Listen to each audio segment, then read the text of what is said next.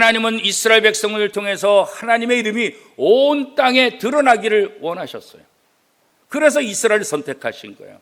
그런데 에스겔 36장 말씀에 보면 하나님의 선택을 받은 이스라엘 백성들이 하나님의 이름을 온 땅에 드러내기는커녕 온 땅에서 오히려 하나님의 이름이 더럽힘 당하고 하나님을 조롱거리로 만들었다는 거예요. 이제 하나님께서 직접 나서시는 거예요. 너희가 내 이름을 그렇게 더럽혔는데 이제 내가 내 이름을 거룩하게 회복할 것이다. 더 이상 내가 두고 보지 않겠다. 내가 내 이름을 위해서 내가 거룩하게 할 것이다. 그런데 하나님의 말씀에 보면 거기서 끝나지 않아요. 한 걸음 더 나가서 뭐라고 말씀하시는지 아세요? 내 이름을 더럽힌 하나님의 백성들, 그들도 내가 회복시켜 줄 것이다.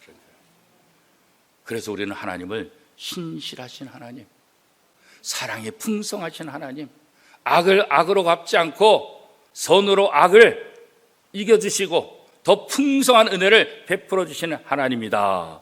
이렇게 우리가 고백할 수 있는 거죠. 이것뿐만 아니라 하나님께서 우리에게 해주시는 것이 한 가지 더 있는데 그것은 무엇일까? 풍성함의 복도 주시겠다는 거예요. 풍성한 곡식, 풍성한 열매, 풍성한 소산을 다 베풀어 주시겠다는 거예요.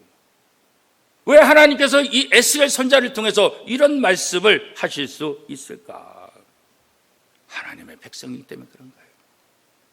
오늘 하나님은 이들이 내 이름을 더럽히고 나를 조롱거리로 만들었지만 이들을 깨끗하게 하고 이들에게 풍성함을 줘서 다른 나라 사람들이 내 백성을 조롱하지 못하게 하고 다른 세상 사람들이 내 백성을 우습게 여기지 않도록 하기 위해서 나는 내 백성들에게 풍성한 복을 내려주겠다. 이렇게 약속하시는 거예요. 그런데 이렇게 하는 진짜 중요한 이유가 뭘까?